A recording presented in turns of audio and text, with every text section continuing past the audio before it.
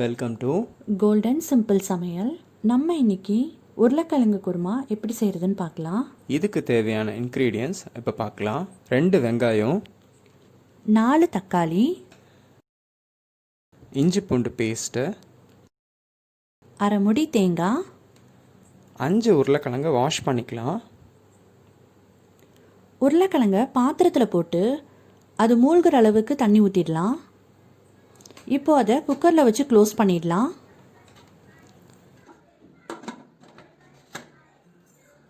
மூணு விசில் விட்டு எடுத்துக்கலாம்.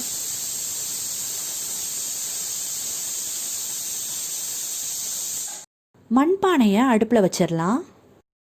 2 கரண்டி எண்ணெய் ஊற்றிக்கலாம்.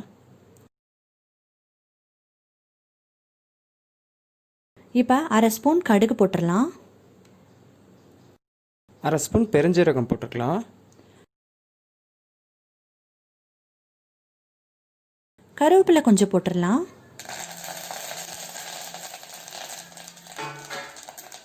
நம்ம வெட்டி வச்ச வெங்காயத்தை இதில் போட்டு நல்லா கிளறி விட்டுறலாம். வெங்காயம் வதங்கிறதுக்காக கொஞ்சம் உப்பு சேர்த்து கிளறி விட்டுறலாம்.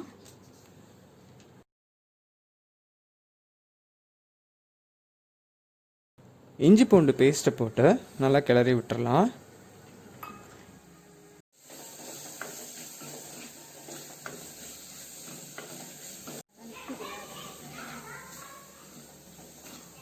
இப்போ தக்காளி சேர்த்து கிளறி விட்டுறலாம்.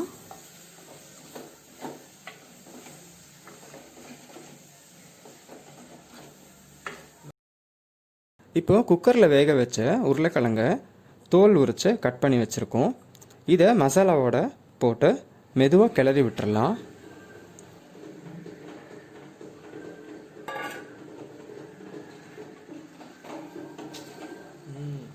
ஒரு மிக்ஸி ஜாரில் பொடிசாக கட் பண்ணி வச்ச அரை முடி தேங்காய் கூடவே 1 ஸ்பூன் பெருஞ்சீரகம் சேர்த்து மிக்சியில் மைய அரைச்சிடலாம். அரைச்ச விழுதை மசாலாவோடு சேர்த்து கிளறி விட்டுறலாம்.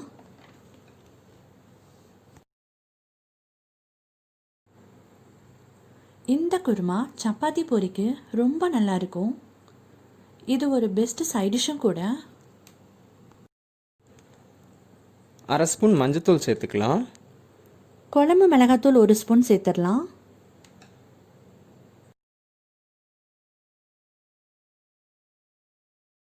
உப்பு தேவையான அளவு சேர்த்து கிளறி விட்டுறலாம்.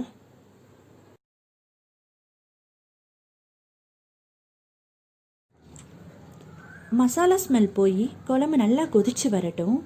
கொத்தமல்லி தூவி ஃபினிஷிங் கொடுத்துடலாம். இந்த வீடியோ கண்டிப்பாக உங்களுக்கு பிடிச்சிருக்கோன்னு நம்புகிறோம். ரொம்ப யூஸ்ஃபுல்லாக இருக்கும்னு நினைக்கிறோம். லைக் பண்ணுங்கள், ஷேர் பண்ணுங்கள், எங்கள் சேனலை சப்ஸ்கிரைப் பண்ணுங்கள். தேங்க்ஸ் ஃபார் வாட்சிங்.